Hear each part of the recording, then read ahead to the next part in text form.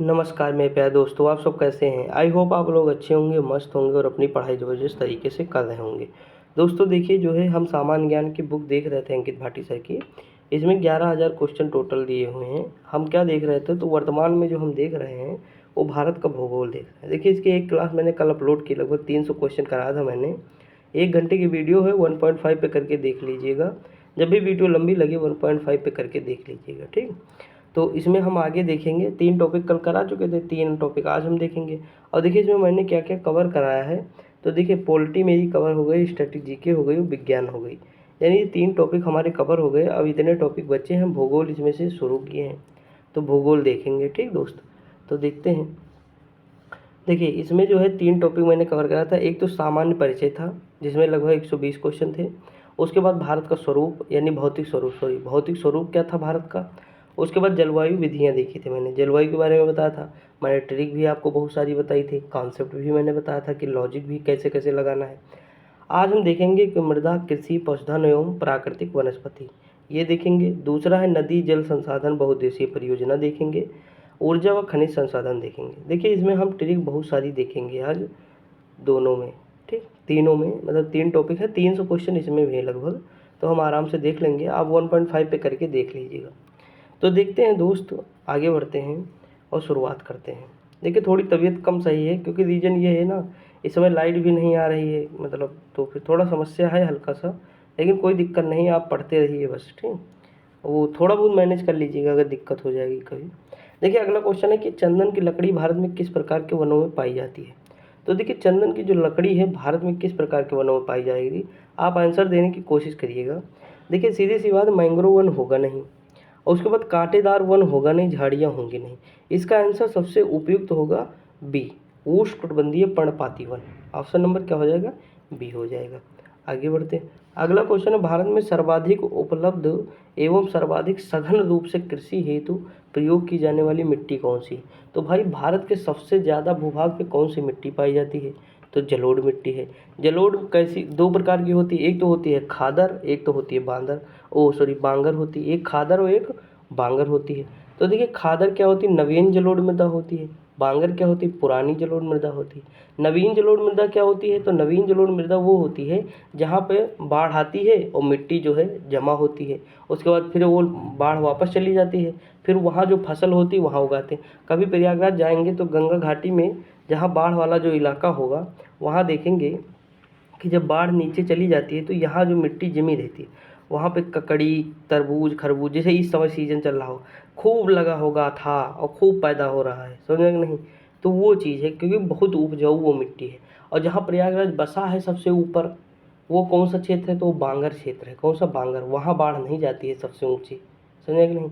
तो ये चीज़ होता है। तो जहाँ पे मिट्टी, मतलब जहाँ पे पानी जो है अभी जा रहा है, वो कौन सा क्षेत्र हो जाएगा, वो खादर हो जाएगा। और बांगर कौन सा है, तो जो शहर का ऊपर, जहाँ शहर स्थित है ऊपर भाग, जहाँ बाढ़ का पानी नहीं जाता है, वहाँ कौन सी मिट्टी मिलेगी, वहाँ बांगर मिलेगी। दोस्त आई होप समझ में आ गया होगा। आगे बढ़ते हैं। अगला क्वेश्चन है भारत के जिन क्षेत्रों में 70 सेंटीमीटर से कम वर्षा होती है वहाँ झाड़ियों और छोटे झाड़ झंखाड़ों वाले किस प्रकार के वन पाए जाते हैं। तो ये कांटेदार वन हो जाएंगे। कैसे वन हो जाएंगे, उष्णकटिबंधीय कांटेदार वन हो जाएंगे। क्योंकि 70 सेंटीमीटर से कम वर्षा हो रही है तो वो जो पत्ते होते हैं वो कांटे के रूप में तब्दील हो जाते हैं, जिससे उनका वाष्पोत्सर्जन कम हो और पानी की उनकी बचत हो, इसीलिए होता है, ठीक। आगे बढ़ते हैं। अगला है पुरानी जलोढ़ मिट्टी को किस नाम से जानते हैं। ये तो अभी बताया, खादर के, बांगर कहते हैं, सॉरी क्या कहते हैं, बांगर। और नवीन को क्या कहते हैं, तो खादर कहते हैं। अगला क्वेश्चन दिया हुआ है कि बागान कृषि पैदा करते हैं, अधिकतर फसलें पैदा करती है, क्या करती हैं, फसलें। ऑप्शन नंबर क्या हो जाएगा, बी हो जाएगा। अगला क्वेश्चन है जलोढ़ मिट्टी को किस नाम से, अन्य नाम से जानते हैं। तो देखिए नवीन जलोढ़ मृदा को कहते हैं खादर, क्या कहते हैं, खादर। और पुरानी जलोढ़ मृदा को कहते हैं बांगर। इंपॉर्टेंट है, याद रखिएगा। अगला क्वेश्चन है उपजाऊ जलोढ़ मृदा का उत्पादन करने के लिए सबसे उपयुक्त क्या है, तो वो चावल होता है। चावल भाई सबसे ज़्यादा कहाँ होगा, खादर वाला जो एरिया होता है हमारा, नवीन जलोढ़ मृदा जो सर्वाधिक उपजाऊ होती है वहाँ खादर, यानी वहाँ पे क्या होता है, तो चावल की सर्वाधिक मात्रा होती है। अगला, भारत के निम्नलिखित मृदाओं में से कौन सी बेसाल्ट लावा के अक्षय से निर्मित है। भैया ये सभी को पता है कि काली मिट्टी है, और काली मिट्टी में कौन सी हो जाएगी, तो रेगुर हो जाएगी। देखिए मान लीजिए हमें नहीं पता था, रेगुर को काली मिट्टी कहते हैं। हम क्या करेंगे, खटाक से उठाएंगे पेन और इसमें देखेंगे कौन सी बेसाल्ट लावा, तो भैया लावा सीधी सी बात है ब्लैक ही होगा, चट्टान है ना तो ब्लैक बनेगा, समझ कि नहीं। अब देखिए ये जलोढ़ तो होगा नहीं, ये नदी के आसपास का क्षेत्र है और नदी से बनता है, नदियों द्वारा लाई गई मिट्टी, जलोढ़ हट गया। लाल भी होगा नहीं, ये भी हट गया। लेटराइट भी होगा नहीं, ये भी हट गया। बचा क्या, रेगुर, समझ कि नहीं। तो थोड़ा सा लॉजिक लगाएंगे तब भी कर ले जाएंगे। अगला क्वेश्चन है, भारत में चंदन की लकड़ी का वन सर्वाधिक पाए जाते हैं। तो चंदन की लकड़ी के सर्वाधिक वन नीलगिरी पहाड़ी में पाए जाते हैं। नीलगिरी पहाड़ी कहाँ स्थित है, केरल, कर्नाटक और तमिलनाडु, तीनों के बीच में है। अगला क्वेश्चन है, इंटर क्रॉसिंग अंतर फसल प्रक्रिया इनमें से किसे दर्शाती है। तो देखिए इंटर क्रॉप अंतर फसल यानी एक से अधिक फसल उगाना, तो देखिए पास पास दो से अधिक फसल, ऑप्शन नंबर क्या हो जाएगा, सी हो जाएगा। आगे बढ़ते हैं। अगला क्वेश्चन दिया हुआ है कि कांटेदार झाड़ियों के शुष्क क्षेत्रों में कांटों वाली कैक्टस वनस्पति किस राज्य में पाई जाती है। तो ये कहाँ पाई जाती है, राजस्थान में। कांटेदार वाली वनस्पतियाँ कहाँ पाई जाएंगी, राजस्थान में, क्योंकि वहाँ पे पानी की कमी है। अगला, भारत में सबसे ज़्यादा खेती किस फसल की होती है। तो सबसे ज़्यादा खेती जो होती है वो चावल की, किसकी होती है, चावल की। अगला क्वेश्चन क्या है, तो अगला क्वेश्चन 1972 में पश्चिम बंगाल वन विभाग ने राज्य के दक्षिण पश्चिमी जिलों में निम्नलिखित वनों को पुनर्जीवित करने में अपनी विफलताओं को मान्यता दी। तो ये साल है, कौन सा है, साल। आगे बढ़ते हैं। अगला, भारत में रेगुर मिट्टी का दूसरा नाम क्या है। तो रेगुर या कौन सी मिट्टी हो जाए, काली मिट्टी। अभी ऊपर आया था क्वेश्चन, ऑप्शन नंबर क्या हो जाएगा, डी। आगे देखते दोस्तों देखिए खांसी आने लगी थी ना तो फिर थोड़ा पॉज कर दिया था, उसके लिए सॉरी। देखिए अगला है कि 15 नंबर है कि रबी की फसल के मौसम में भारत में निम्न में से कौन सी फसल समूह उगाई जाती है। तो इनमें से कौन सी फसल है समूह है जो उगाई जाएगी, तो गेहूँ, सरसों, चना है। देखिए रबी की एक ट्रिक है, नाई हुटर बजते ही जोश में आलू लाया। नाई हुटर, देखिए मेरी ट्रिक नहीं, गौरव सर की ट्रिक है। नाई हुटर बजते ही जोश में आलू लाया, ठीक। ये उन्हीं की ट्रिक है जो मुझे याद हो गई तो मैं याद मतलब कर लेता हूँ। देखिए ट्रिक मेरी भी खुद की बहुत सारी हैं, ऐसा नहीं है, लेकिन भाई मैं भी तो एक बच्चा हूँ, मतलब मैं भी तो एक स्टूडेंट हूँ, तो मैं भी तो लोगों से ही तो सीखूंगा। सारे टीचर जितने टीचर हैं अलग अलग उन्हीं से पढ़ा हूँ तो सबका है, लेकिन बस ऐसे कि कुछ चीज़ें मैं अपने आप से भी ईजाद कर लेता हूँ तो उसको भी कंबाइन कर देता हूँ तो और ज़्यादा अच्छा लगता है, समझे कि नहीं। तो देखिए नाई हुटर बजते ही जूस में आलू लाया, तो ना से चना, ई से कुछ नहीं होगा, हु से गेहूँ, टर से मटर, ठीक, बा से बाजरा हो जाएगा। तो इसी तरह जो है हो जाएगा। तो देखिए यहाँ चना भी मिल गया, हो मतलब गेहूँ मिल गया, सा से सरसों मिल जाएगा, जोश, सा जोश में जौ यानी जोश में जौ, सरसों, समझ में कि नहीं। तो इस तरह। अगला, शुष्क वन अनुसंधान संस्थान में स्थित है, तो ये कहाँ स्थित है, ये जोधपुर में है। अगला क्वेश्चन दिया हुआ है, भारत में कृषि को प्रभावित करने वाला मौसम का सबसे महत्वपूर्ण है तत्व। तो सबसे महत्वपूर्ण तत्व भैया वर्षा है, इसीलिए तो कहते हैं मानसून का जुआ, मतलब भारत की खेती को। अगला है, नीली क्रांति किससे संबंधित है। तो नीली क्रांति जो देखिए, नीली, आप बताइए, नीली क्रांति जो है मछली से संबंधित है। इसका रीजन जानते हो, अगर याद करना हो तो देखो कैसे याद करेंगे। ये देखिए आप समुद्र देखे होंगे तो समुद्र नीला नीला आपको दिखेगा, और समुद्र में क्या होती, मछलियाँ। तो नीली क्रांति किससे हो गई, मछली से। ये मतलब तरीका बताया याद करने। अगला, भारतीय कृषि अनुसंधान ICAR के अनुसार भारत में कितने प्रकार की मिट्टियाँ पाई जाती है। तो भारत में 8 प्रकार की मिट्टियाँ पाई जाती हैं। अगला क्वेश्चन है, भारत में खरीफ का मौसम काफ़ी हद तक के साथ मेल खाता है। तो खरीफ का मौसम जो है दक्षिण पश्चिम मानसून के साथ काफ़ी हद तक मेल खाता है, क्योंकि अभी जून जुलाई का मौसम चलने वाला है, मतलब चल ही रहा, मई चल ही रहा है, जून अभी आ जाएगा। तो ये जो बारिश होगा ये कौन से मानसून से होगा, ये जून जुलाई के समय, तो यही है दक्षिण पश्चिम मानसून। ये मैंने कल वाली वीडियो में बहुत अच्छे से डिस्कस भी किया था। अगला, निम्नलिखित में से कौन सा एक प्राकृतिक फाइबर नहीं है।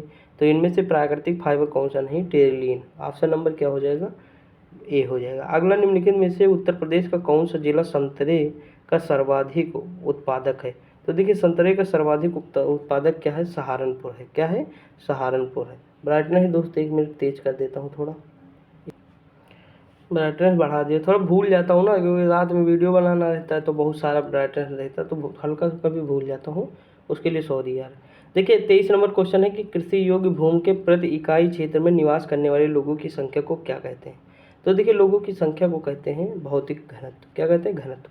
देखिए जहाँ पे ज़्यादा घनत्व होगा, घनत्व का मतलब होता है लोगों की संख्या अधिक होगी, समझे कि नहीं, तो भौतिक घनत्व हो जाएगा, ऑप्शन नंबर सी हो जाएगा। अगला क्वेश्चन है जलोढ़ मृदा की प्रकृति बलुई दोमट से लेकर चिकनी मिट्टी तक भिन्न भिन्न होती है, इसमें सामान्यतया, तो इनमें सामान्यतया क्या होता है, तो इसका हम चलते हैं ऑप्शन डी की ओर, डी पढ़ते हैं, ऑप्शन क्या होगा, पोटास प्रचुर और फास्फोरस कम मात्रा में होता है, ऑप्शन नंबर क्या हो जाएगा, डी हो जाएगा। अगला लैटेराइट मिट्टी वाले क्षेत्र में विकसित होती है, तो देखिए लैटेराइट मिट्टी वहाँ होगी जो तापमान और भारी वर्षा, यानी वर्षा और तापमान दोनों होना चाहिए उच्च, तो देख लेते हैं। देखिए पहला ही ऑप्शन दिया है कि उच्च तापमान और भारी वर्षा, वहाँ लैटेराइट होगी, और लैटेराइट मिट्टी जहाँ होगी जैसे केरल में है तो वहाँ मसाला होगा, लैटेराइट मिट्टी में क्या होगा, मसाला, कॉफ़ी, कहवा, ये सारी चीज़ें ज़्यादा होंगी। अगला है कि कोलिंग एक सुंदर जंगल है जहाँ गोदावरी बंगाल की खाड़ी में अप्रवाही जल से मिलती है, तो कोलिंग कहाँ है, मैंग्रोव है, कोलिंग क्या है, मैंग्रोव। अगला क्वेश्चन दिया है कि मृदा के अध्ययन का उल्लेख निम्नलिखित में किस शब्द से, पेडोलॉजी आपने नाम सुना होगा, पेडोलॉजी, लेकिन इसे इसमें मतलब हिंदी दिया है भूमि विज्ञान, तो ये तो बिल्कुल सरल है। अगला क्वेश्चन दिया हुआ है कि भारत में सबसे बड़े क्षेत्र में फैले हुए वन कौन से हैं, तो सबसे ज़्यादा क्षेत्र में उष्णकटिबंधीय पर्णपाती वन है, ऑप्शन नंबर बी हो जाएगा। अगला क्वेश्चन है भारत में वन संरक्षण अनुसंधान कब पारित किया गया, देखिए मैंने इसकी एक ट्रिक बताई थी, आपको अगर याद हो तो देखिए जब हम गाँव में जाते हैं तो हम देखते हैं कि अब पेड़ मतलब कट गए हैं, आपको एक ट्री नहीं मिलेगा, क्या नहीं मिलेगा, एक ट्री, एक ट्री से 80, एक ट्री से 80, एक ट्री से 80, तो 80 यानी 1980, ऑप्शन नंबर क्या हो जाएगा, 1980, समझ में कि नहीं। देखिए आप लोग बोर्ड वाली वीडियो मेरी ज़रूर देखिएगा, वहाँ मैंने बहुत सारी ट्रिक बताई है, आपका काम हो जाएगा, 5-6 क्वेश्चन तो आपको मिल ही जाएंगे, छोटी छोटी वीडियो हैं, देख लीजिएगा। आप 2 वीडियो देखिएगा, आपको पसंद आएंगे तब आगे खुद ही देखेंगे आप, ठीक। अगला भारत में वन्य जीव संरक्षण अधिनियम, आप बताइए अगर आप वन्य का जीव का संरक्षण करेंगे, उनकी रक्षा बचाएंगे, उनके जान मान का वो करेंगे तो आप बेहतर काम करेंगे, क्या करेंगे, बेहतर, बेहतर से क्या हो जाएगा 72, तो 1972। आगे बढ़ते हैं। अगला क्वेश्चन दिया है कि गंगा के मैदानों में पुरानी कछारी मिट्टी कहलाती है, तो ये क्या कहलाएगी, बांगर कहलाएगी, अभी देखा ऊपर, नवीन, खादर। अगला है कि संयुक्त राष्ट्र संघ द्वारा अंतर्राष्ट्रीय मृदा वर्ष घोषित किया गया, तो ये 2015 में किया गया, कब, 2015।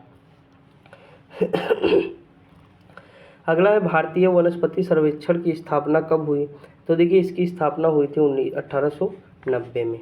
आगे बढ़ते हैं दोस्त, देखिए आगे बढ़ते हैं। अगला क्वेश्चन क्या है, भारत वन स्थित रिपोर्ट 2021 के अनुसार वनों का प्रतिशत भौगोलिक क्षेत्र का कितने प्रतिशत है, तो देखिए ये है 25.62%, कितना है, 62%, इसे 62 पढ़ेंगे आप तो गलत होगा।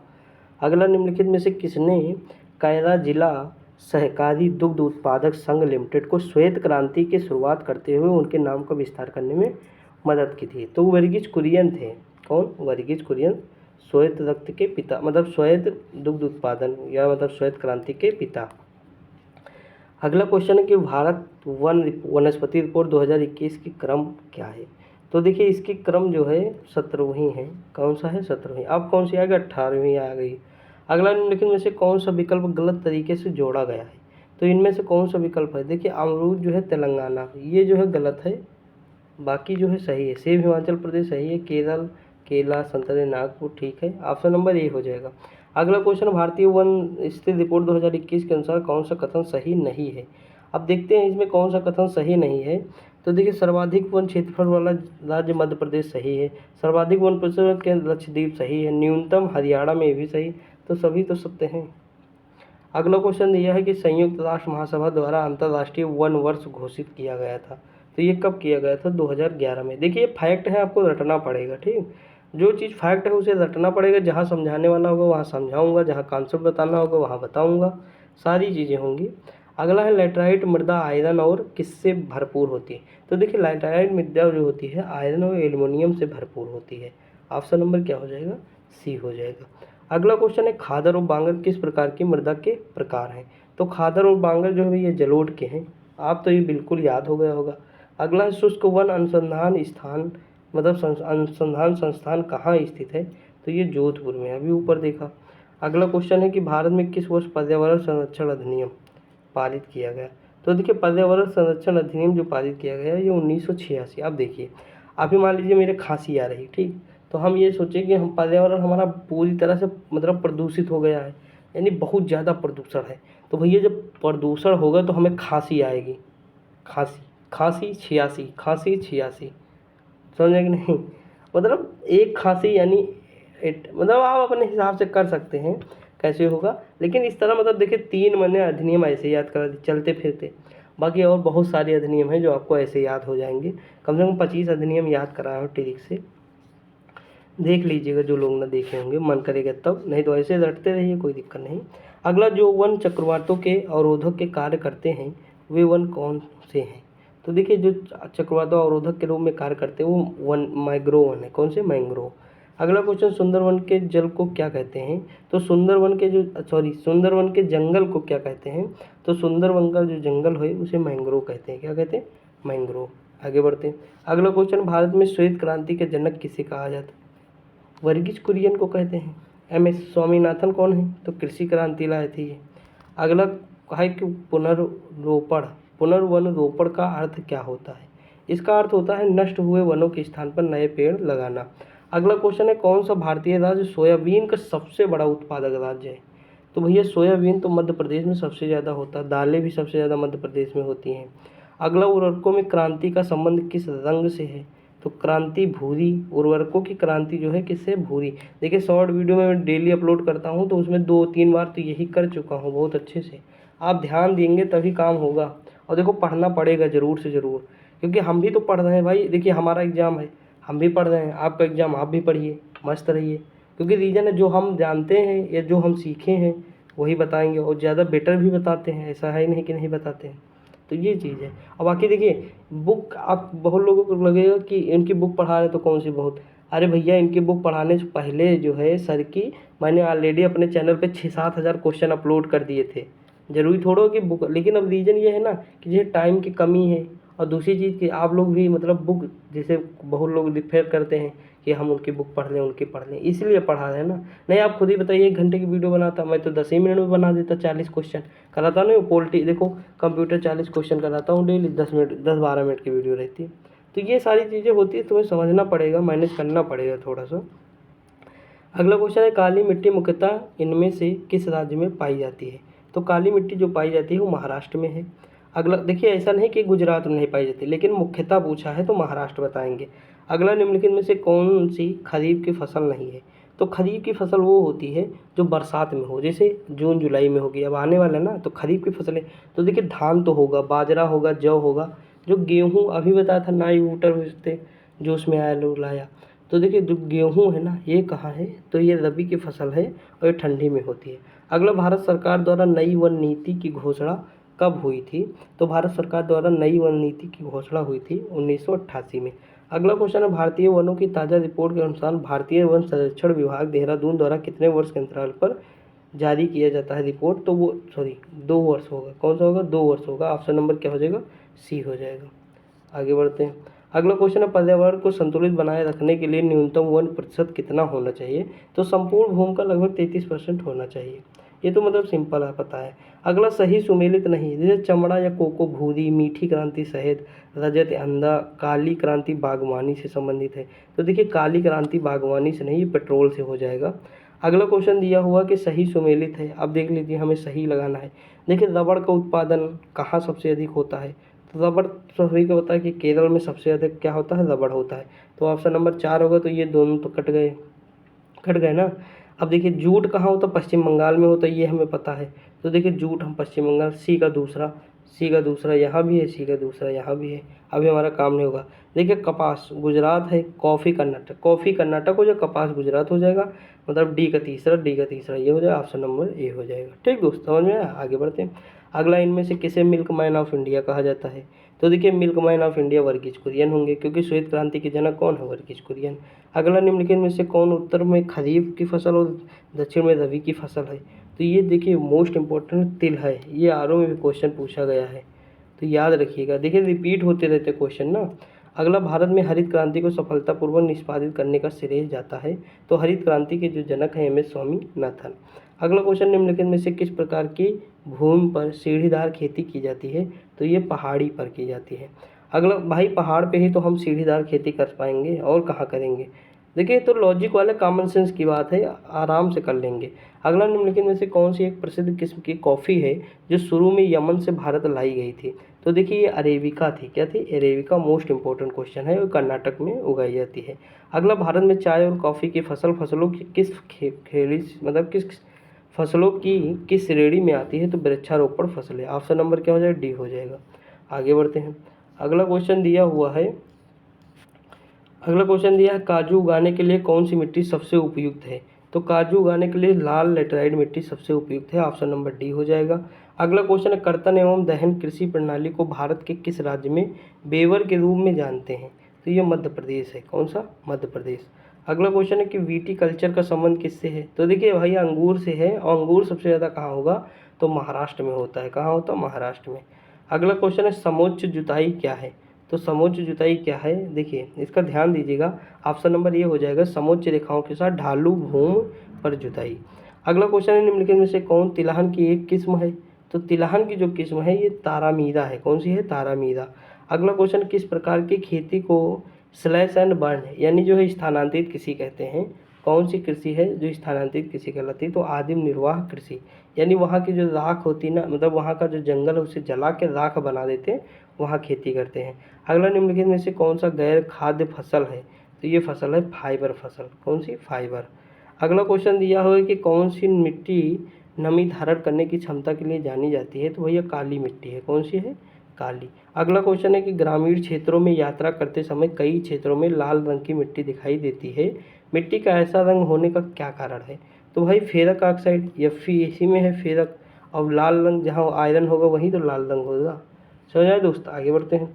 अगला क्वेश्चन है, निम्नलिखित में से कौन सी फसल भारत के दक्षिणी राज्यों में वर्ष भर उगाई जाती है? तो ये फसल है हमारी चावल। दक्षिणी राज्यों में वर्ष भर उगाई जाती है। एक बार तो जाता है मानसून तब, और एक बार लौटता है मानसून तब, 2 बार बारिश हो करता है, तो अच्छा खासा जो है फसल होता है। अगला, इनमें से किस जंगल में पौधों और पेड़ों के जड़ों में पानी में डूबी होती हैं? तो देखिए जो मैंग्रोव वन होते हैं, क्योंकि ये जो है डेल्टा क्षेत्र में बनते हैं, मतलब रहते हैं, तो वहाँ पे क्या होगा? ये पानी में हमेशा डूबे रहते हैं। अगला है, पश्चिम बंगाल में स्थित सुंदरवन डेल्टा एक उदाहरण है। तो सुंदरवन जो डेल्टा है मैंग्रोव वन का उदाहरण है। किसका है? मैंग्रोव वन का। ऑप्शन नंबर क्या हो जाएगा? डी हो जाएगा। देखिए ये सिंपल क्वेश्चन है, आप अगर ये ना कर पाएंगे तो फिर दिक्कत की बात है ना दोस्त। अगला क्वेश्चन है, संकर तिलहनों की बुआई की वजह से खाद्य तेल के उत्पादन में अचानक हुई वृद्धि की क्रांति को क्या कहते हैं? तो पीली क्रांति। तिलहन किससे संबंधित? पीली क्रांति से। अगला, भारतीय कृषि अनुसंधान परिषद की स्थापना कब हुई? तो देखिए इसकी स्थापना 1929 में हुई। अगला क्वेश्चन है कि पंजाब, हरियाणा, राजस्थान और तमिलनाडु राज्यों में जल उपयोगिता बहुत ज़्यादा है, तो किसकी है? भूमि में, मतलब राज्यों में भूमि जल उपयोगिता सबसे अधिक, यानी जल का उपयोग सबसे ज़्यादा होता है। अगला, संयुक्त राष्ट्र महासभा द्वारा अंतर्राष्ट्रीय बाजरा वर्ष किस वर्ष को घोषित किया गया? मोस्ट इंपॉर्टेंट 2023 को किया गया, जो अगला साल था। अगला, भारत के किस राज्य में सिंचाई के तहत सबसे अधिक फसली भूमि का प्रतिशत है? तो ये सबसे ज़्यादा है पंजाब। कहाँ है? पंजाब। अगला क्वेश्चन है, निम्नलिखित में से कौन सी भारतीय गाय की नस्ल नहीं है? तो ये कौन सी नहीं? भदावरी नहीं। कौन सी? भदावरी। अगला क्वेश्चन, भारत में प्रथम कृषि विश्वविद्यालय की स्थापना सन 1960 में कहाँ पे की गई थी? तो देखते हैं, ऑप्शन के हिसाब से चलते हैं, तो उसमें देखते हैं। देखिए कहाँ पे की गई थी, अब ये मतलब ध्यान दीजिएगा, इस पंतनगर जो है उत्तराखंड में की गई थी। अगला क्वेश्चन दिया है कि भारत में पर्वतीय वनों के किस प्रकार के पेड़ पाए जाते हैं? तो भारत में जो है चीड़, पर्वत वन में कौन से पेड़ होते हैं? चीड़ होते हैं। अगला क्वेश्चन, निम्नलिखित में से कौन सा राज्य भारत में दालों का सबसे अधिक उत्पादन है? तो मध्य प्रदेश। आंख बंद करके लगा दीजिए। अगला, भेड़ की त्वचा की एक पतली परत के साथ ऊन निकालने की प्रक्रिया को क्या कहलाता है? तो ये कहलाता है कर्तन। क्या? कर्तन। आप देखे होंगे कटाई करते हुए। अगला है, अन्यों की तुलना में निम्न में से कौन सी मिट्टी काजू की वृद्धि के लिए अधिक उपयुक्त है? तो ये सबसे ज़्यादा लाल लेटेराइट मिट्टी है, ये सबसे अधिक काजू के लिए उपयुक्त है, क्योंकि जो है बारिश जहाँ सबसे अधिक होगी, उच्च तापमान होगा, वर्षा उच्च होगी, वहाँ पर लेटेराइट मिट्टी होगी, और केरल, कर्नाटक इन वाले क्षेत्रों में बहुत वर्षा होती है अच्छी खासी, तो वहीं पे काजू, मसाला ये सब होता है। अगला है, प्राकृतिक वनस्पति जो भारत के अधिकतम भौगोलिक क्षेत्रों पर आच्छादित है वह है? तो वह उष्णकटिबंधीय पर्णपाती वन है। ये ऊपर क्वेश्चन आया हुआ है। अगला क्वेश्चन निम्नलिखित में से कौन सी मध्य और दक्षिणी भारत के अर्ध शुष्क क्षेत्रों की मुख्य खाद्य फसल है? तो ये ज्वार है। कौन सी है? ज्वार। अगला क्वेश्चन है भारत में कहाँ पर कर्तन दहन प्रणाली स्लैश एंड बर्न कृषि को कुरुआ कहा जाता है? तो कुरुआ झारखंड में कहा जाता है। कहाँ कहा जाता है? झारखंड में। अगला क्वेश्चन है कि भारत के किस राज्य में सागौन वन का क्षेत्र सबसे अधिक है? मध्य प्रदेश में है। अगला क्वेश्चन है भारत में उष्णकटिबंधीय वर्षा वन की उपस्थिति है, तो ये कहाँ है? तो असम और नागालैंड में है। कहाँ? असम नागालैंड में। आगे बढ़ते हैं। अब दोस्तों देखिए इसमें 6 क्वेश्चन और हैं, तो ये हमारा एक टॉपिक कंप्लीट हो जाएगा। अगला निम्नलिखित में से कहाँ सदाबहार वन पाए जाते हैं? तो देखिए जो सदाबहार वन होंगे वो पश्चिमी घाट में होंगे, क्योंकि बारिश यहाँ पे मतलब भर की होती रहती है। अगला निम्नलिखित में से कौन सी चिपको आंदोलन का नेता माना जाता है? तो इसका आंदोलन है सुंदरलाल भगोड़ा। देखिए मैं आपको एक कॉन्सेप्ट बता दूं, सदाबहार वन का मतलब होता है कि वहाँ पे हमेशा वन होंगे। सदाबहार यानी एवरग्रीन, यानी सदैव हरा भरा, समझ में कि नहीं? जैसे सदाबहार नदियाँ कौन सी हैं भारत में? जो हिमालय से निकलती, यानी उसमें हमेशा पानी रहता है, वो सदाबहार नदियाँ हैं, हमेशा पानी उसमें बहता रहता है, तो वो सदाबहार नदी होंगे। सदाबहार वन कौन से हैं? जहाँ मतलब हर साल भर मतलब वन रहें। देखो इसका रीज़न क्या है, देखो ऐसा है, जैसे मान लीजिए ये हमारा एक खेत है, दक्षिण भारत की बात कर रहा हूँ, यहाँ खूब बारिश हुई और यहाँ पे खूब पेड़ हैं, मतलब यहाँ पे इतना पेड़ है, इतना मतलब खूब घना जंगल है, मान लीजिए इस तरह, मतलब इतना पेड़ है कि बाहर से देखने पे लगता बहुत ज़्यादा मतलब हरा भरा, यानी हमेशा की। तब क्या होगा, जब इसमें से जो कुछ ऐसे पेड़ होंगे जो पतझड़ के मौसम में क्या होंगे, इसमें से गिर जाएंगे। क्या होंगे? मतलब इनकी पत्तियाँ गिर जाएंगी। लेकिन ये इतना हरा भरा है दूर से कि वो उसी में दिखाई नहीं देगा, समझे कि नहीं? दूर से फिर भी दिखाई देगा कि हरा भरा। तो मतलब कुछ पत्तियां जो है गिर जाती हैं कुछ पेड़ों की, बाकी हमेशा बनी रहती हैं, तो ये हमेशा हरा भरा बना रहता है। समझ में आएगी दोस्त? यही रीजन है हरा भरा। अगला है पेडोलॉजी। पेडोलॉजी का भैया मृदा यानी मिट्टी से संबंधित है। आगे बढ़ते हैं। अगला है भारत के किस क्षेत्र में अत्यधिक असिंचित खेती की जाती है? तो जो सर्वाधिक असिंचित खेती है दक्कन के पठार में है। आगे बढ़ते हैं, देखिए ऊपर बढ़ते हैं। अगला है तमिलनाडु के निम्नलिखित में से कौन सा लवणता वृद्धि के कारण खेती योग्य नहीं है? तो खेती योग्य कौन सा नहीं? तिरुचिरापल्ली। ऑप्शन नंबर क्या? ए हो जाएगा। अगला भारत में किस क्षेत्र में शुष्क मृदा पाई जाती है? तो भारत में जो शुष्क मृदा है राजस्थान में पाई जाती है। दोस्त हमारा ये टॉपिक कंप्लीट हो गया। आगे बढ़ते हैं। देखिए अगला टॉपिक हमारा है नदियाँ, जल संसाधन एवं बहुउद्देशीय परियोजनाएं। दिल थाम के बैठिएगा, इसमें बहुत सारी ट्रिक आपको बताऊंगा। देखिए इसमें सुंदरवन का डेल्टा निम्नलिखित जैसे किन नदियाँ? तो भैया ये तो सिंपल है, बताने की जरूरत नहीं है, गंगा और ब्रह्मपुत्रा नदी। Option number B. अगला क्वेश्चन है गंगा का मैदान किन दो नदियों के बीच फैला है? तो देखिए एक तो हमारी हो जाएगी कौन सी नदी? यमुना। इसमें यमुना जो है दिया है कहीं, यमुना दिया है कि नहीं? हाँ दिया है, ये देखो यमुना दिया हुआ है, लेकिन हमें ये देखना होगा कि यमुना होगा। देखिए गंगा का मैदान पूछा है, तो देखिए यमुना दिया और तीस्ता कहाँ है? तो तीस्ता तो असम में है, तो ये तो होगा नहीं। कौन सा? ये गंगा का मैदान यहाँ पे। तीस्ता कहाँ है? तो सिक्किम से निकलती, सॉरी सिक्किम से निकलती है तीस्ता। ये घग्घर होगा। कौन सा होगा? घग्घर। इसमें जो दिया हुआ है मतलब इसका जो आंसर होगा वो आंसर बी माने हैं। क्या माने हैं? बी, मतलब एसएससी वालों ने बी माना है, और किस हिसाब से माना मुझे नहीं पता, लेकिन मुझे तो लगता है कि यहाँ पे गंगा और यमुना होना चाहिए। क्या होना चाहिए? गंगा यमुना का मैदानी क्षेत्र। ये जो लास्ट जो बाहर जैसे यमुना है तो ठीक, उसके बाद यहाँ जो नदी है इसी के बीच का क्षेत्र जो है गंगा का मैदान होना चाहिए। लेकिन ठीक है जो माने हैं। घग्गर नदी आपको पता है, जो घग्गर नदी है कौन सी गंगा? घग्गर नदी कहाँ बहती है? तो राजस्थान में बहती है। कहाँ? राजस्थान में घग्गर नदी बहती है। और तीस्ता कहाँ बहती है? तो ये असम में बहती है। कहाँ बहती है? असम। तो इनका क्षेत्र जो है ये माना है। हाँ तो सही तो है, ये सही है, मतलब जो है ऑप्शन नंबर बी हो जाएगा। ठीक दोस्त, आगे बढ़ते हैं। अगला क्वेश्चन निम्नलिखित में से कौन सी नदी गंगा की सहायक नदी नहीं है? तो देखिए गंगा की सहायक नदियाँ कौन कौन सी हैं? तो देखिए ऊपर से आती है रामगंगा, गोमती, घाघरा, गंडक, कोसी, महानंदा, इतनी हो गई। नीचे से यमुना आती, यमुना की सहायक है मतलब यमुना तो मिली थी प्रयागराज में। यमुना की कौन कौन सी है? तो चंबल, सिंध, बेतवा, केन, टोंस और सोन, ये गंगा की सहायक है। तो देखिए मैंने यमुना बताया, मैंने सोन बताया, इंद्रावती भी मिलती है। जो गोदावरी है ना, ये गंगा की सहायक नदी नहीं है। देखिए गोमती जो है, सॉरी इंद्रावती जो है, देखो गोमती तो है ठीक, जौनपुर में मिलती है, और सोन भी है, और बिहार में मिलती है, यमुना भी है, प्रयागराज में मिलती है। इंद्रावती छत्तीसगढ़ में जो है बहती है, वो जो है गोदावरी की सहायक है। किसकी है? गोदावरी की सहायक नदी कौन सी है? तो इंद्रावती है। दोस्त थोड़ा ये ध्यान दीजिएगा, ठीक। इंद्रावती है, वो मतलब थोड़ा डिस्टर्ब से तो हल्का सा हो गया है, टेंशन न लेने का। देखिए महानंदा की बात अभी किया मैंने, महानंदी किसकी सहायक नदी है? तो महानंदा किसकी है? गंगा की सहायक नदी है। अगला क्वेश्चन है, भारत की सबसे बड़ी प्राकृतिक मीठे पानी की झील कौन सी है? तो वुलर झील है। कौन सी है? वुलर झील है। कहाँ है? जम्मू कश्मीर में। अगला क्वेश्चन, निम्नलिखित में से कौन सी उन 3 नदियों में से एक नहीं है जिसकी परस्पर क्रिया से उत्तरी भारतीय मैदानों के निर्माण की प्रक्रिया उत्तरदायी है? तो ये कौन सी? गोदावरी हो जाएगा। उत्तर भारत से संबंधित नहीं, दक्षिण भारत से। अगला, नामचा बरुआ में यू टर्न लेने पर ब्रह्मपुत्र नदी किस राज्य में प्रवेश करती है? तो भैया अरुणाचल प्रदेश में प्रवेश करेगी। अगला क्वेश्चन दिया हुआ है कि गोदावरी के उद्गम का स्थान, मतलब उद्गम का किस स्थान से होता है? तो ब्रह्मगिरी से होता है। ब्रह्मगिरी की पहाड़ियाँ जो महाराष्ट्र में है वहीं से होता है, ठीक।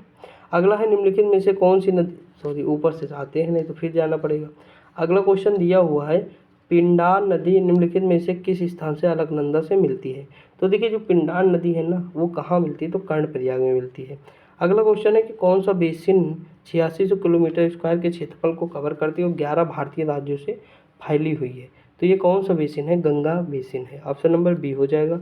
अगला देखिए, ब्रह्मपुत्र नदी और सिंधु नदी बड़ी तो है बेशक, लेकिन ये पूरी तरह भारत में नहीं है, कई राज्यों में, मतलब कई देशों में, जैसे पाकिस्तान, तिब्बत से चाइना, उसके बाद फिर जो भारत, फिर पाकिस्तान में जाती है सिंधु नदी।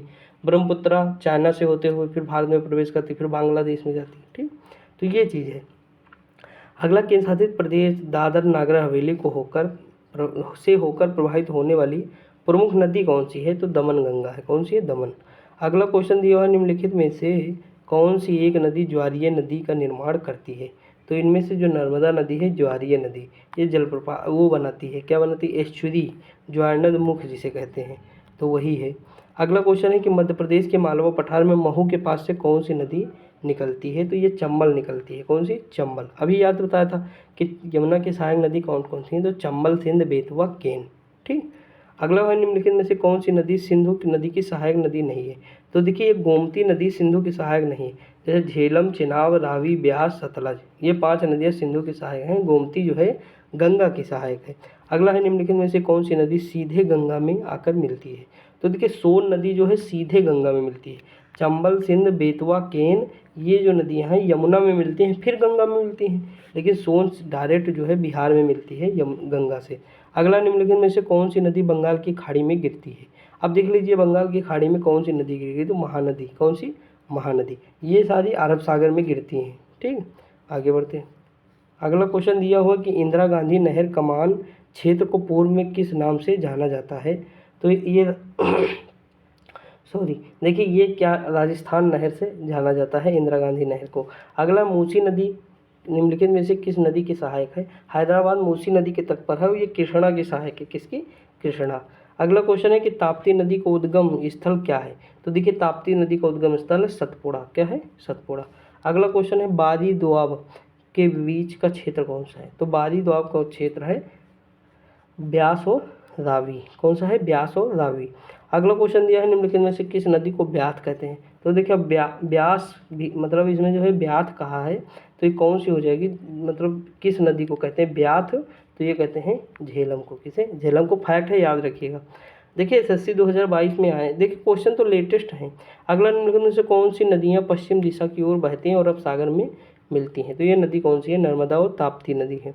अगला क्वेश्चन है, उत्तर प्रदेश में, देखिए मैंने समानता की एक ट्रिक दी थी आपको, समानता। मैंने कहा था ये नदियाँ, ये ट्रिक है, ये नदियाँ अरब सागर में गिरती, साबरमती, माही, नर्मदा, ताप्ती, ठीक। अगला क्वेश्चन है कि उत्तर प्रदेश में स्थित त्रिवेणी संगम निम्नलिखित में कौन सी नदियाँ हैं? तो गंगा, यमुना, सरस्वती का नाम सुन, लेकिन सरस्वती अब जो है विलुप्त हो गई है, तो गंगा, यमुना। अगला क्वेश्चन, केन नदी मध्य भारत में बुंदेलखंड क्षेत्र की प्रमुख नदियों में से एक है, 2 राज्यों या मध्य प्रदेश से होकर बहती है, तो ये किससे होकर बहती है?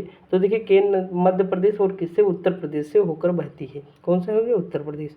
अगला है कि जो है सियाचिन हिमनद क्षेत्र या सियाचिन ग्लेशियर एरिया इनमें से किस क्षेत्र में स्थित है? तो देखिए ये कहाँ है? काराकोरम पर्वतमाला में। देखिए काराकोरम, देखिए ऊपर देखिए, काराकोरम है, लद्दाख है, जास्कर है, पीर पंजाल।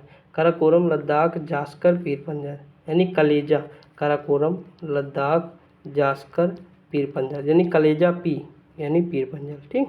अगला निम्नलिखित में से कौन सी नदी पश्चिम बंगाल और सिक्किम दोनों राज्यों में होकर बहती है? तो ये नदी कौन सी है? तीस्ता है। अभी ऊपर देखा, सिक्किम और पश्चिम बंगाल दोनों में बहती है। अगला क्वेश्चन क्या है? अगला क्वेश्चन है सिंधु नदी और जास्कर नदी का संगम होता है, तो इनका जो संगम होगा वो कहाँ? लद्दाख में होता है। अगला क्वेश्चन है निम्नलिखित में से कौन सी नदी दादरा और नागर हवेली में बहती है? तो ये नदी कौन सी है? दमन गंगा है।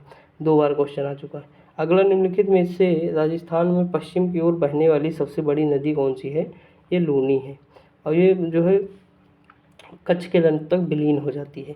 अगला इनमें से कौन सा ब्रह्मपुत्र नदी का उद्गम स्थल है? तो देखिए ब्रह्मपुत्र नदी का उद्गम है मानसरोवर झील। अगला क्वेश्चन निम्नलिखित में से कौन सी नदी नामचा बरवा यू टर्न लेते हुए भारत में प्रविष्ट करती है? तो ब्रह्मपुत्रा नदी है। अगला क्वेश्चन है निम्नलिखित में से कौन सी नदी बंगाल की खाड़ी में गिरती है? तो देखिए इनमें से बंगाल की खाड़ी ताप्ती को मैंने बता दिया, नर्मदा, सिंध, कावेरी नदी बंगाल की खाड़ी में गिरती है।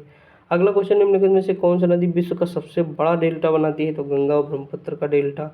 अगला क्वेश्चन है कि ब्रह्मपुत्र उन प्रमुख नदियों में से एक है जो कई सहायक नदियों के साथ कई देशों में प्रवाहित होती है। निम्नलिखित में से कौन सी ब्रह्मपुत्र की सहायक नदी नहीं है?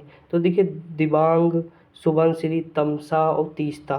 तो इनमें से कौन सी नदी है जो ब्रह्मपुत्र की सहायक नदी नहीं है? तो तमसा नदी ब्रह्मपुत्र की सहायक नदी नहीं है। अगला है मेची किस नदी की सहायक नदी है? तो ये सहायक नदी है महानंदा की। आगे बढ़ते हैं। अगला क्वेश्चन है निम्नलिखित में से किस नदी की सहायक नदी स्फीत नदी है? तो स्फीत नदी जो है सतलज की सहायक है। किसकी है? सतलज की। ऑप्शन नंबर क्या हो जाएगा? सी हो जाएगा। ठीक दोस्त, आगे बढ़ते हैं। अगला क्वेश्चन दिया हुआ कि इनमें से कौन सी नदी धुआंधार जलप्रपात बनाती है? तो नर्मदा। कौन सी? नर्मदा नदी। अगला क्वेश्चन है कि मोहरी नदी आपको भारत के किस राज्य में मिलेगी? तो ये मिलेगी त्रिपुरा में। कहाँ मिलेगी? त्रिपुरा में। देखिए मतलब छुपा रुस्तम टाइप के हैं, इस तरह नोट कर लिया करिए अपने।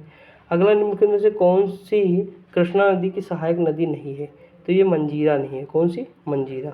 अगला क्वेश्चन है निम्नलिखित में से कौन सी नदी अंडमान और निकोबार द्वीप समूह में बहती है? तो ये नदी है कल्पोंग। कौन सी है? कल्पोंग। अगला क्वेश्चन है कौन सी नदी हिमालय की सबसे पूर्वी सीमा को चिन्हित करती है? तो ये नदी ब्रह्मपुत्रा है, सबसे पूर्व में बहती है। आगे बढ़ते हैं। अगला क्वेश्चन है निम्नलिखित में से कौन सी नदी अरब सागर में गिरती है? तो ये नदी है साबरमती।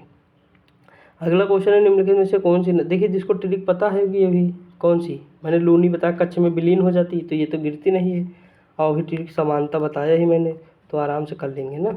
अगला है निम्नलिखित में से कौन सी नदी नेपाल हिमालय से नहीं निकलती है? तो इनमें से कौन सी नदी है? नर्मदा नदी नेपाल हिमालय से नहीं निकलती है। अगला भारत में कौन सी नदी भ्रंश घाटी में होकर बहती है? तो नर्मदा नदी है। अगला भारत में स्थित उल्कापिंड द्वारा निर्मित एकमात्र झील कौन सी? लोनार, महाराष्ट्र में है। अगला क्वेश्चन है कि निम्नलिखित में से कौन सी हिमपात वाली नदी है? तो हिमपात वाली नदी इनमें से कौन सी है? यह है यमुना। यमुना मतलब हिमपात कहने का मतलब है जो हिमालय से निकलती है, तो यमुना। अगला भागीरथी नदी निकलती है तो कहाँ से निकलती है? तो गोमुख से निकलती है। कहाँ? गोमुख से। आगे बढ़ते हैं। अगला क्वेश्चन क्या दिया हुआ है? तो अगला क्वेश्चन दिया है कि निम्नलिखित में से कौन सी नदी कश्मीर के दक्षिण पूर्वी भाग में वेरीनाग में एक झरने से निकलती है? तो ये झेलम हो जाएगा। क्या हो जाएगा? झेलम। अगला क्वेश्चन है कि त्योसोमगो झील भारत के किस राज्य में है? तो ये कहाँ है? तो सिक्किम में है। अगला क्वेश्चन है कि पूर्वोत्तर भारत की निम्नलिखित में से कौन सी झील मीठे पानी की सबसे बड़ी झील है? लोकटक है। अगला क्वेश्चन दिया हुआ कि प्राचीन काल में किस नदी को तमिलन में पूर्णी के नाम से भी जाना जाता है और कर्नाटक और तमिलनाडु राज्यों से होकर दक्षिण पूर्व दिशा में बहने वाली चौथी सबसे बड़ी नदी है? तो ये कौन सी है? कावेरी है। अगला क्वेश्चन है कि भारत और नेपाल दोनों देशों से होकर बहने वाली नदी मेची इनमें से किसकी सहायक नदी है? ऊपर क्वेश्चन आया हुआ था, ये महानंदा की सहायक नदी है। अब महानंदा किसकी मतलब है सहायक? तो ये गंगा की है। अगला भारत की इनमें से कौन सी नदी पूर्व से पश्चिम की ओर बहती है? तो इनमें कौन सी नदी है जो पूर्व से पश्चिम की ओर बहती है? तो नर्मदा नदी है, ये पूर्व से पश्चिम की ओर बहती है और अब कहाँ गिरती है? अरब सागर में गिरती है। अगला है दो नदियों के बीच के उपजाऊ भूमि को कहते हैं, तो क्या कहते हैं? दोआब कहते हैं। क्या कहते हैं? दोआब। जैसे पंजाब तो 5 नदियों का दोआब है, कौन कौन सी? झेलम, चनाब, रावी, व्यास, सतलज। तो ये सारी चीज़ें हैं। अगला है भारतीय उपमहाद्वीप की सबसे लंबी नदी कौन सी है? तो ये गोदावरी है। अगला निम्नलिखित में से किस नदी का स्रोत भारत से बाहर है? तो ब्रह्मपुत्रा का है। इनमें से किसका है? ब्रह्मपुत्रा का हो जाएगा। ठीक दोस्त, आगे बढ़ते हैं। सॉरी, देखते हैं अगला। अगला क्वेश्चन है 57 नंबर, विश्व का सबसे बड़ा डेल्टा, तो भैया गंगा ब्रह्मपुत्र का डेल्टा। अगला क्वेश्चन, कुमायूं हिमालय निम्नलिखित में से किन नदियों के बीच स्थित है? तो कुमायूं हिमालय काली और सतलज और काली के बीच स्थित है। देखिए मैंने बताया था जो है सिंधु और सतलज के बीच में पंजाब हिमालय है। कौन सा है? पंजाब हिमालय। कई बार बताया हूँ, मोस्ट इंपॉर्टेंट भी याद रखिए। और सतलज और काली के मध्य कौन सा है? तो कुमायूं हिमालय हो जाएगा, जो उत्तराखंड वाला क्षेत्र है। उसके बाद काली और तीस्ता के मध्य हो जाएगा नेपाल हिमालय। काली और तीस्ता के मध्य हो जाएगा नेपाल हिमालय। मेरी बात सुनिएगा ध्यान से।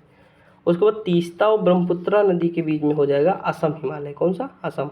ब्रह्मपुत्रा या दिहांग, दिहांग याद रखिए, दिहांग ज़्यादा बेटर है, तो दिहांग तो असम हिमालय। समझ रहे हैं ना दोस्त? देखिए यहाँ क्या लिखा, सिंधु सतलज ये पंजाब हिमालय हो जाएगा। काली तीस्ता ये कौन सा हो जाएगा? तो काली तीस्ता नेपाल हो जाएगा। सतलज काली तो ये हो जाएगा कुमायूं, ये हो जाएगा जो है असम। ठीक। अगला है किस नदी पर और किस राज्य में जायकवाड़ी बांध परियोजना? तो देखिए जायकवाड़ी ये आपको कहाँ आपको नजर आएंगे? ये मतलब महाराष्ट्र क्षेत्र का होगा। कहाँ के होंगे? महाराष्ट्र क्षेत्र के। तो देख लीजिए भैया, महाराष्ट्र क्षेत्र से लग रहे हैं तो बस हो गया आंसर। समझ में कि नहीं? अगला क्वेश्चन है, देश में 10% क्षेत्रफल में फैली हुई भारत की सबसे बड़ी नदी द्रोणी कौन सी है? तो ये सबसे नदी द्रोणी कौन सी है? गोदावरी है। अगला क्वेश्चन है, किस वर्ष गंगा नदी को राष्ट्रीय नदी घोषित किया गया था? तो ये वर्ष था 2008। अगला क्वेश्चन है, भारत के निम्नलिखित नदियों में से कौन सी नदी दामोदर नदी की सहायक नदी है? ये बराकर है। कौन सी है? बराकर। अगला क्वेश्चन है कि कृष्णा नदी का उद्गम स्थल कौन सी पर्वत श्रृंखला है? तो ये है सह्याद्री। कौन सी है? सह्याद्री। अगला क्वेश्चन है, कावेरी जल विवाद किनके बीच है? तो कावेरी जल विवाद कर्नाटक और तमिलनाडु के बीच में है। अगला क्वेश्चन है, उस शहर की पहचान करें जो सरयू नदी के तट पर स्थित है। तो उनमें से वो शहर कौन सा? अयोध्या है। अगला क्वेश्चन है कि निम्नलिखित में से कौन सी नदी अरब सागर में गिरती है? तो इसकी ट्रिक आपको पता ही, समानता हम लगा देंगे अरब सागर में गिरने वाली नदी। तो जैसे समानता लगाएंगे तो तुरंत जो है क्या होगा, मतलब इसमें मतलब कौन सी गिरती है, तो समानता में ता यानी ताप्ती हो जाएगी। ऑप्शन नंबर ए हो जाएगा। अगला क्वेश्चन है, भारत के किस नदी का अंतर्देशीय जल निकास है? तो इसमें कौन सी हो जाएगी? लूनी है। अंतर्देशीय जल निकास यानी वो मतलब किसी समुद्र से नहीं मिलती है। अगला क्वेश्चन, निम्नलिखित में से किस एक नदी को पहले बितिस्ता के नाम से जाना जाता था? वो नदी थी झेलम। देखिए बितिस्ता यानी बस्ता, बितिस्ता यानी बस्ता। बस्ता को हम पहले क्या झेलते थे? 20-20 किलो के बैग मतलब जो है अपने पीठ पे, पिट्ठू पे टांग के स्कूल जाते थे, जिससे लग रहा कि मतलब बहुत बड़ी उपलब्धि पर। आज भी बच्चे देखते होंगे, जितने बड़े बच्चे नहीं उनसे ज़्यादा उनका बैग। तो वो बस्ता क्या है? झेल रहा है इंसान। तो बस्ता से बितिस्ता और झेल से झेलम। ठीक दोस्त, आगे बढ़ते हैं। अगला क्वेश्चन, यमुना नदी का उद्गम स्थान है? तो यह क्या है? बंदरपूछ है। अगला, निम्नलिखित में से किन नदियों का उद्गम भारत में नहीं हुआ है? तो ये किसका नहीं हुआ है? सतलज का।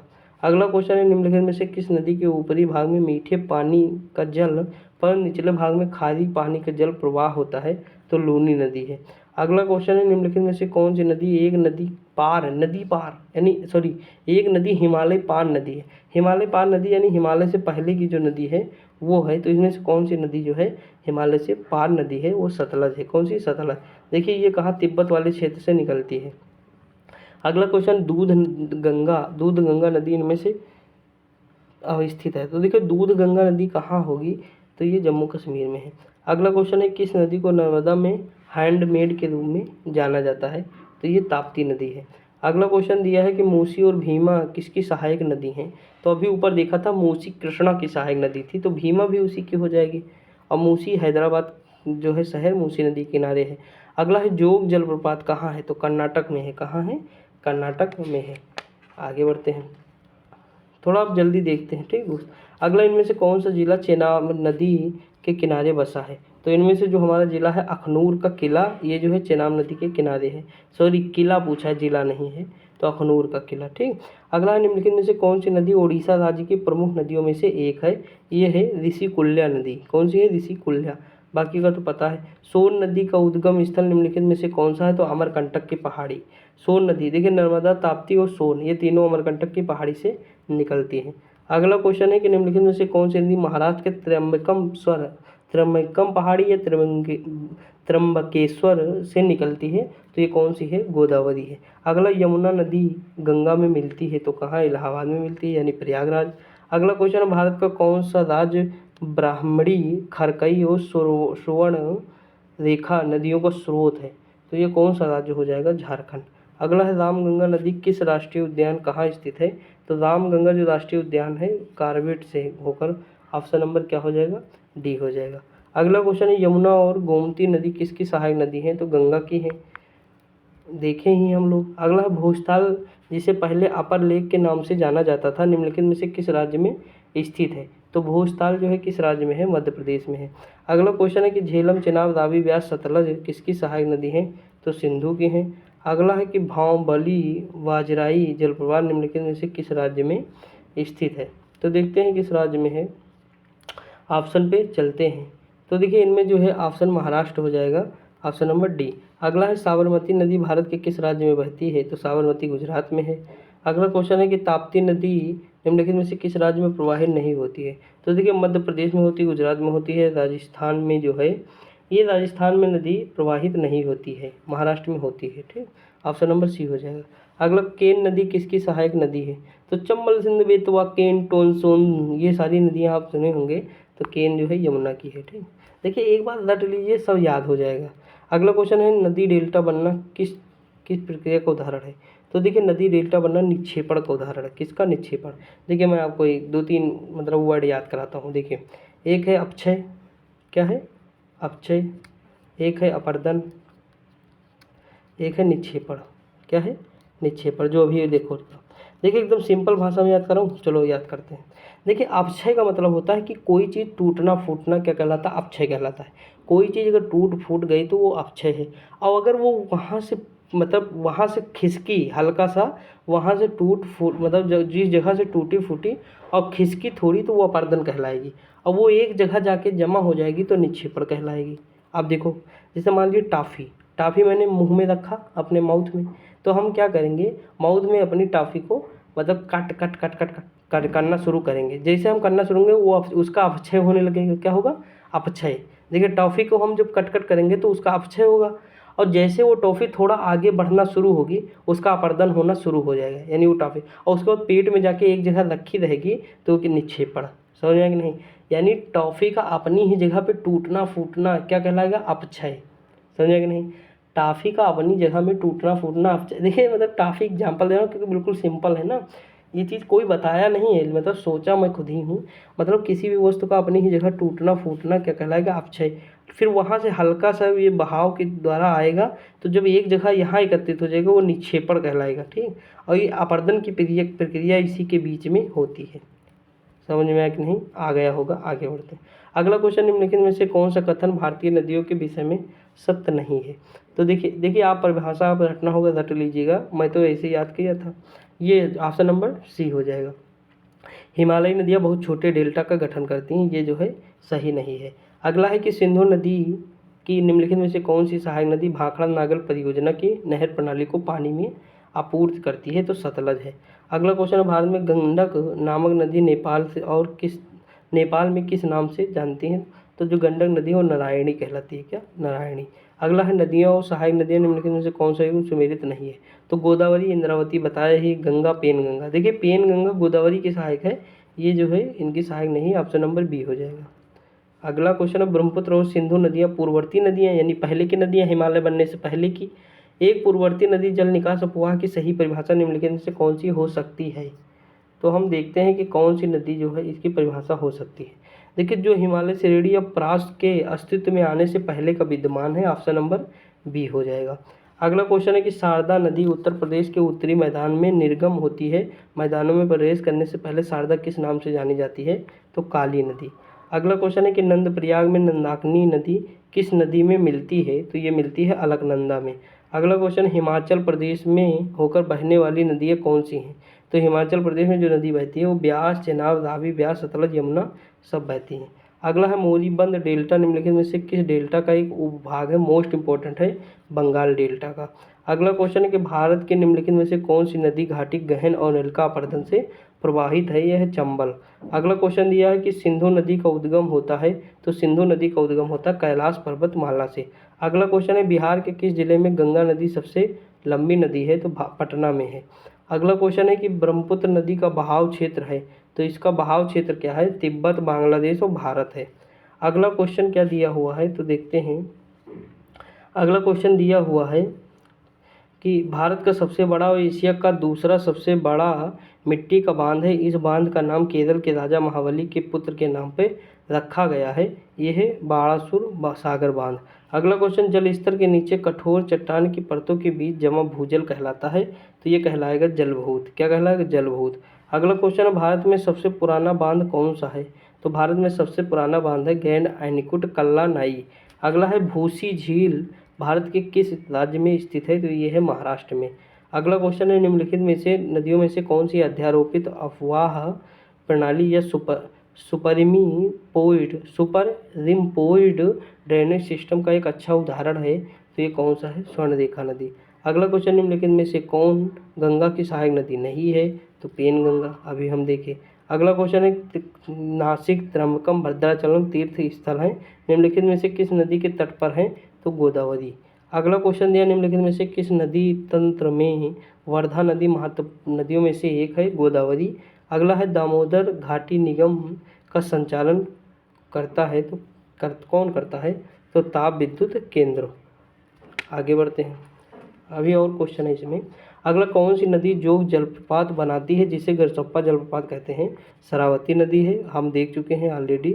अगला क्वेश्चन है, भारत के निम्नलिखित प्रमुख नदियाँ द्रोणी बेसिन में कौन सी अल्पतम लंबाई की हैं और जल ग्रहण क्षेत्र के आधार पर लघुतम है? तो यह है साबरमती। कौन सी है? साबरमती। अगला, निम्नलिखित में से कौन सी नदी पश्चिम की ओर बहती है? तो इनमें से कौन सी नदी? पेरियार नदी, जो पश्चिम की ओर बहती है, केरल में है। अगला है कि निम्नलिखित नदियों में से कौन पश्चिमी घाट में नहीं बहती है? तो पश्चिमी घाट में कौन सी नदी है जो नहीं बहती है? तो देखिए, पश्चिमी घाट में जो ताप्ती नदी ये नहीं बहती है। अगला है कि नर्मदा और ताप्ती नदियाँ बहती हैं तो किधर को बहती हैं? तो ये पश्चिम की ओर बहती हैं। किधर बहती हैं? पश्चिम की ओर। अगला क्वेश्चन क्या दिया हुआ है कि आंध्र प्रदेश के दक्षिणी भाग में स्थित कोल्लेरू झील दो नदियों के डेल्टा पर स्थित है, वे नदियाँ कौन सी हैं? तो गोदावरी और कृष्णा हो जाएगा। अगला क्वेश्चन दिया हुआ है कि निम्नलिखित में से कौन सी नदी सप्त सिंधु प्रदेश में फैलती है और बाद में सूख जाती है? तो सरस्वती नदी है। अगला क्वेश्चन, निम्नलिखित में से कौन सा एक ज्वारीय बंदरगाह है? तो इनमें से कौन सा एक ज्वारीय बंदरगाह? ये कांडला बंदरगाह ज्वारीय है।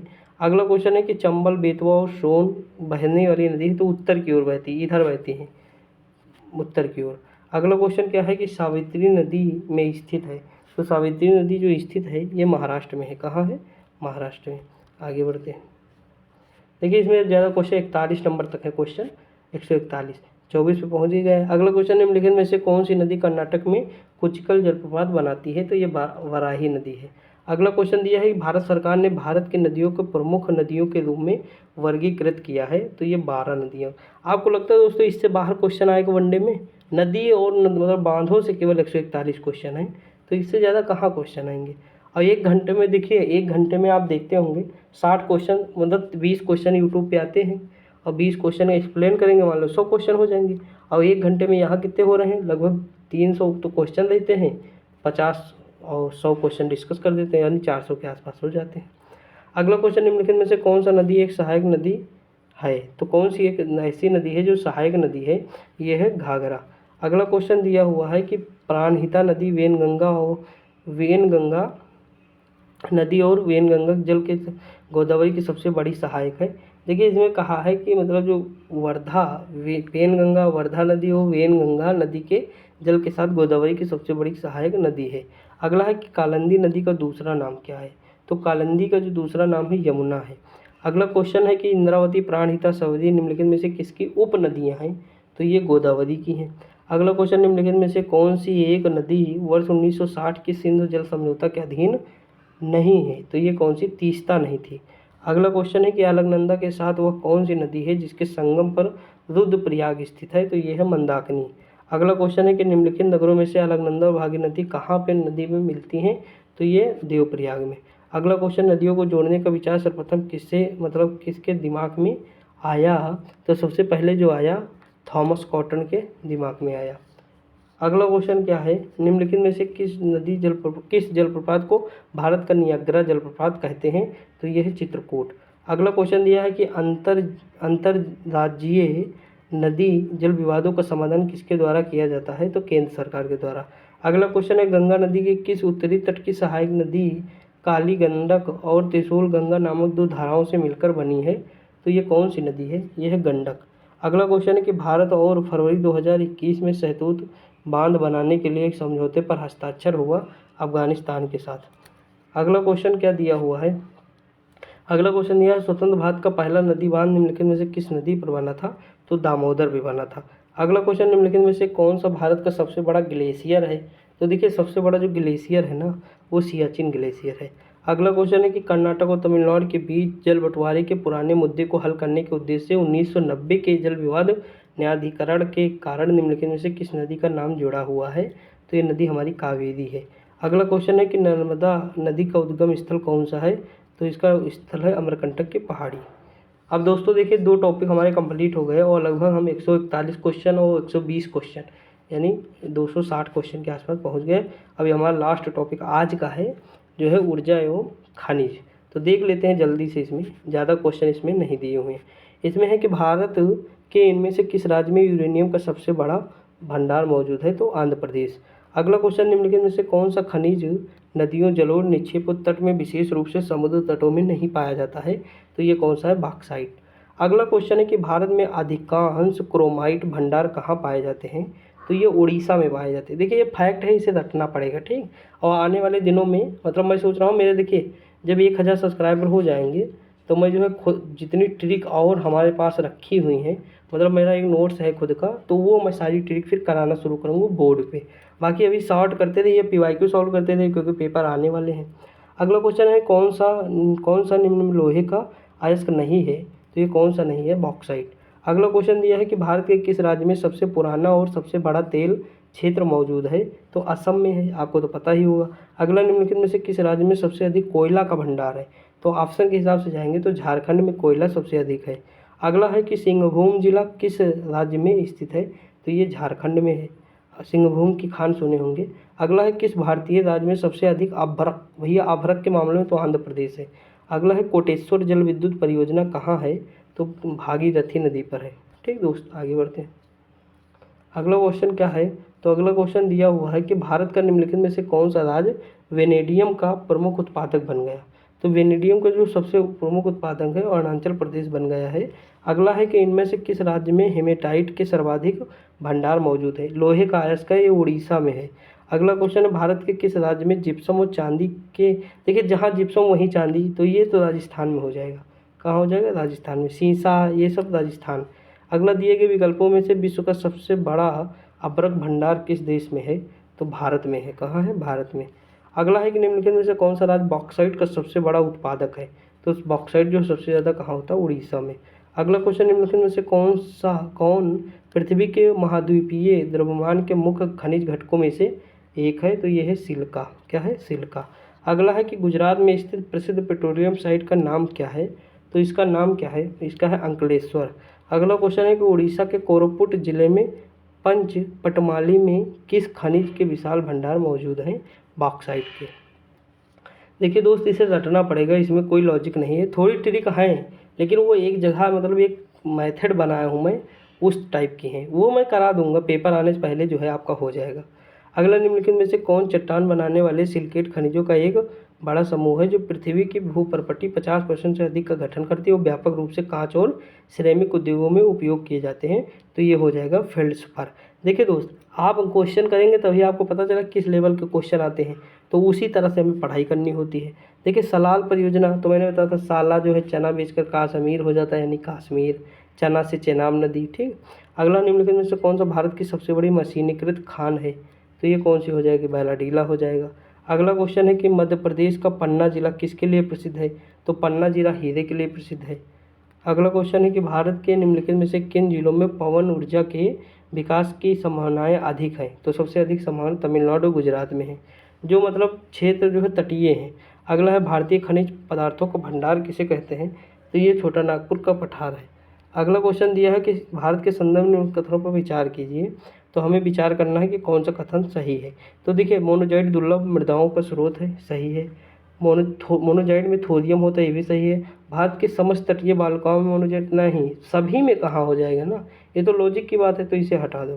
तो ऑप्शन नंबर सी जैसे हटेगा तीसरा, तो देख ले तीसरा हटने के बाद ये हट गया, ये सब हट गया, ये सही हो जाएगा। ठीक, आगे बढ़ते हैं। अगला क्वेश्चन निम्नलिखित में से परमाणु बिजली घर राज्य का कौन सा मेल गलत है, तो देखते कुडकुलम तमिलनाडु, कहेगा कर्नाटक सही है।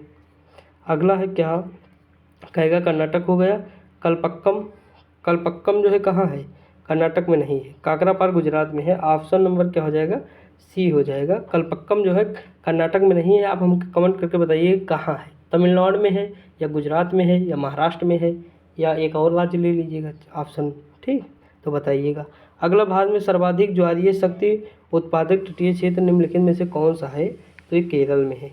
अगला है कि विश्व का सबसे बड़ा यूरेनियम भंडार में से एक माना जाने वाला तुम्मलपल्ली निम्नलिखित में से किस राज्य में है, तो ये आंध्र प्रदेश में है। अगला क्वेश्चन है कि पश्चिम बंगाल में रानीगंज का संबंध, भैया रानीगंज कोयले के लिए प्रसिद्ध है, मूवी भी आई थी, आप देख लीजिए, रानीगंज रियलिटी पे बनी है। अगला है भारत में ऊर्जा का मुख्य स्रोत क्या है, तो ये मुख्य स्रोत क्या है, तापीय। अगला है भारत की सिलिकॉन वैली स्थित है, ये बेंगलुरु में है। अगला क्वेश्चन, आंध्र प्रदेश में अनंतपुर जिला किसके लिए फेमस है, अनंतपुर जिला है स्वर्ण के लिए फेमस। अगला क्वेश्चन, पृथ्वी की ऊष्मा से प्राप्त ऊर्जा को क्या कहते हैं, तो ये ऊर्जा भूतापीय ऊर्जा है। अगला क्वेश्चन, निम्नलिखित में से कौन सा क्षेत्र भारत का सबसे बड़ा कोयला क्षेत्र है, ये तो झरिया है।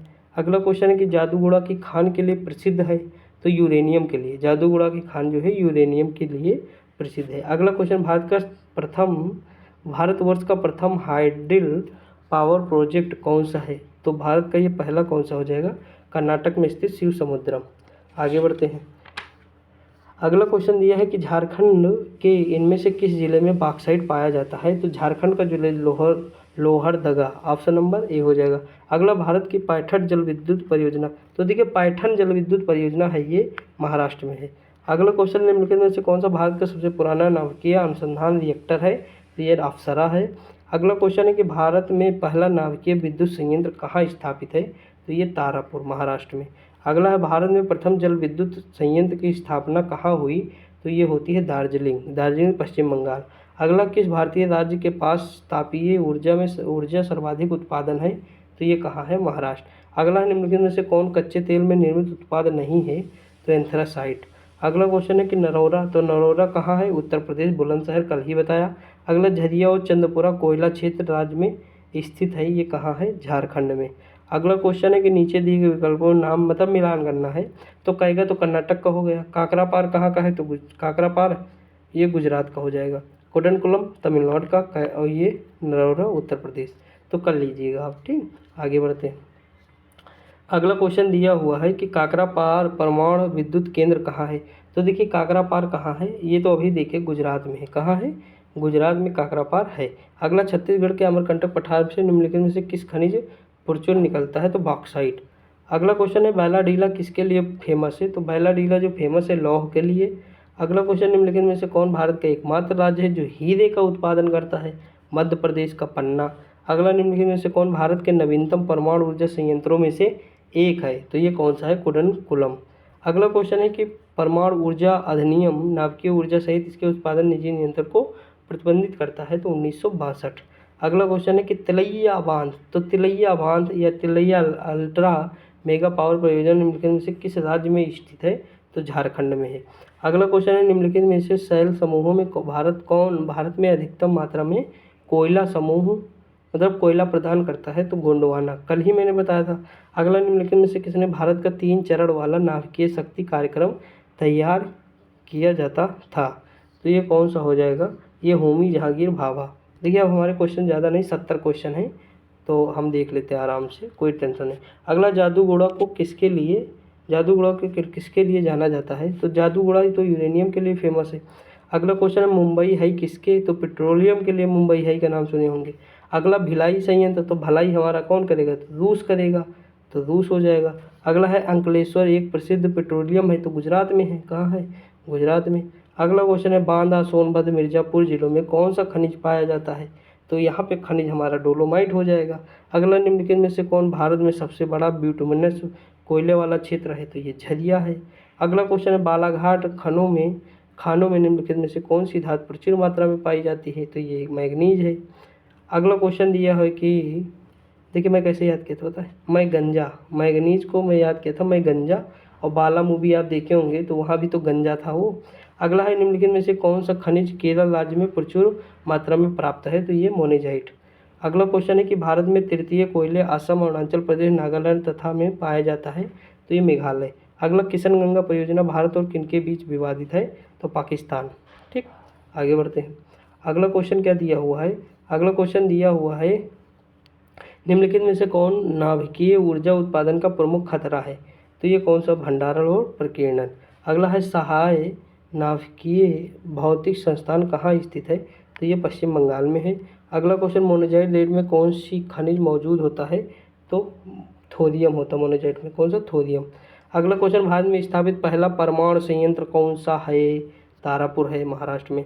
अगला है कोयले में वाणिज्यिक रूप से पैदा होने वाली ऊर्जा को क्या कहते हैं, तो ये कहते हैं ताप ऊर्जा। अगला क्वेश्चन है कि छत्तीसगढ़ में किस खनिज का भंडार देश में सर्वाधिक है, तो ये किसका है, टिन अयस्क का है। अगला है कि सिंगरौली खदानें किस राज्य में स्थित है, तो ये है तेलंगाना में। अगला क्वेश्चन है भारत में लिग्नाइट कोयला का सबसे बड़ा क्षेत्र निम्नलिखित में से कौन सा है, तो ये है नेवैली। अगला है कि उत्तर प्रदेश में पहला तैरता ऊर्जा संयंत्र निम्नलिखित में से किस बांध पर स्थित है, तो ये कहाँ है, रिहंद में है। अगला क्वेश्चन निम्नलिखित में से किन नदियों में गिलहरी, दुलहस्ती, सलाल, तो चेनाब नदी अभी बताया था, कौन सी नदी हो जाएगी, केवल चेनाब नदी। ऑप्शन नंबर क्या हो जाएगा, डी हो जाएगा। देखिए 2 क्वेश्चन 3 और बचे हैं, देख लेते हैं।